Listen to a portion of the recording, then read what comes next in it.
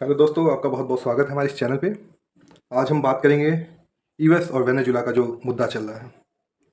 दोस्तों, अभी हम लोग हाल में न्यूज़ सुने हैं कि यूएस ने अपना जंगी बेड़ा जो है वेनेजुला के कैरिबियन सी के पास भेज दिया है।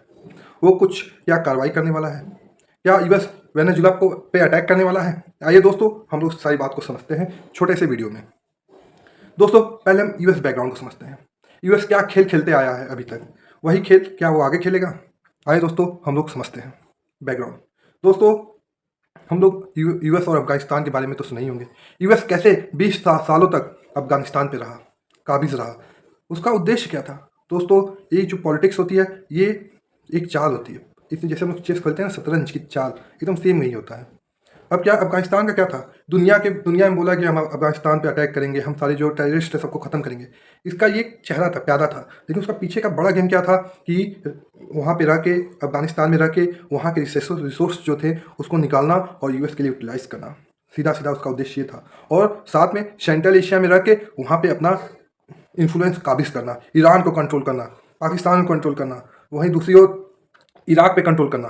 तो ये गेम होता है, ये गेम खेलता है अमेरिका। अब हम बात करेंगे, जैसा कि हम लोग जानते हैं, वियतनाम वार। वियतनाम में यूएस ने फिर वही चढ़ाई की। उसने कम्युनिस्ट को बोल के वियतनाम पे अटैक किया। लेकिन वियतनाम जहां गुरिल्ला वॉरफेयर में परिपक्व था और यूएस को वहाँ पे मुंह की खानी पड़ी।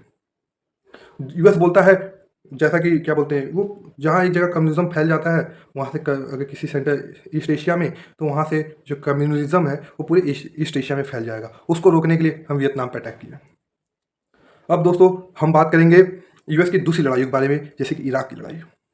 यूएस दुनिया में क्या जाके बोला कि सद्दाम हुसैन के पास वेपन ऑफ मास डिस्ट्रक्शन है, वो अलकायदा को सपोर्ट करता है। ये एक दिखावा गया, एक प्यादा था। दुनिया को दिखाया कुछ जाता है, बेचा कुछ जाता है। और यहाँ पे यूएस का क्या उद्देश्य था कि उसको, जो वहाँ का लीडर था सद्दाम हुसैन को, उसको ख़त्म करना, वहाँ पे जो ऑयल की मोनोपोली पे कब्जा करना, यूएस का उद्देश्य ये था। और उसने उसमें एक सफलता भी पाई, सद्दाम हुसैन को ख़त्म किया। और लास्ट में कोई वेपन ऑफ मास डिस्ट्रक्शन नहीं मिला, उसका कोई अलकायदा से लिंक नहीं मिला। दोस्तों, ये छोटा सा यूएस का एक बैकग्राउंड है। आप समझ सकते हैं कितना हिपोक्रेसी इसमें है। दोस्तों, आइए हम बात करते हैं करंट सिचुएशन क्या है कैरेबियन की और वेनेजुला की। ट्रम्प क्यों इतने उतावले हैं? क्यों वेनेजुला को चारों तरफ से घेरना चाहते हैं? क्या बातें हैं दोस्तों? आइए हम लोग उसको समझते हैं। दोस्तों, अब ट्रम्प ने आरोप लगाया है, जो वेनेजुला के प्रेसिडेंट है माडुरो।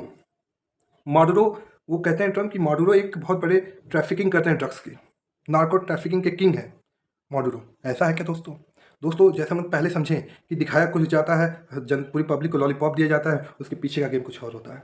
हो सकता है यहाँ पे भी जो ट्रम्प कह रहे हैं कि एक बहुत बड़े ट्रैफिकिंग करते हैं ड्रग्स की, हो सकता है कि दुनिया कुछ और दिखा रहे हैं, पीछे कुछ बड़ा गेम खेलना चाहते हैं। दोस्तों, अब हम बात करेंगे वहीं दूसरी ओर वेनेजुला के जो प्रेसिडेंट हैं, उन्होंने मिलिशिया तैयार कर दिया। मिलिशिया की मतलब वहाँ की जो जनता है उनको हथियार देके यूएस से लड़ने के लिए वहाँ पे तैयार कर दिया है। क्या ये लड़ाई हो जाएगी? क्या ऐसा होगा? आइए दोस्तों, ये देखने वाली बात है। यूएस के कुछ एक्सपर्ट कहते हैं ये केवल एक पावर प्रोजेक्शन है, यूएस वार नहीं करेगा, ये पावर प्रोजेक्शन है, प्रेशर करने की टैक्टिक है। ऐसा भी हो सकता है दोस्तों, क्योंकि एक न्यूज़ में पता चला है यूएस एक वहाँ पे लीडर है जिनका नाम है मैरिया कोरिना। उसको यूएस ने सीधे बोला है वेनेजुला के प्रेसिडेंट से कि इनको डिटेन न किया जाए। हो सकता है इसी को यूएस इसको प्रेशराइज कर रहा है, पावर टैक्टिक्स यूज़ कर रहा है। एक हो सकता है कि पावर टैक्टिक्स में वार ना हो। अब हम बात करते हैं, जैसे कि न्यूज़ में चल रहा है, थर्ड वर्ल्ड वार। क्या दोस्तों ये थर्ड वर्ल्ड वार का एक शुरुआत है?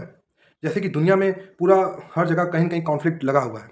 जहाँ हम बात करें यूक्रेन रशिया के बारे में, ईरान, गाज़ा, इज़राइल, हर जगह कुछ ना कुछ दोस्तों चल रहा है। क्या एक वार साउथ अमेरिका में भी शुरू होने वाली है? ऐसा हो सकता है दोस्तों, हम लोग कुछ कह नहीं सकते दोस्तों, क्या हो जाए।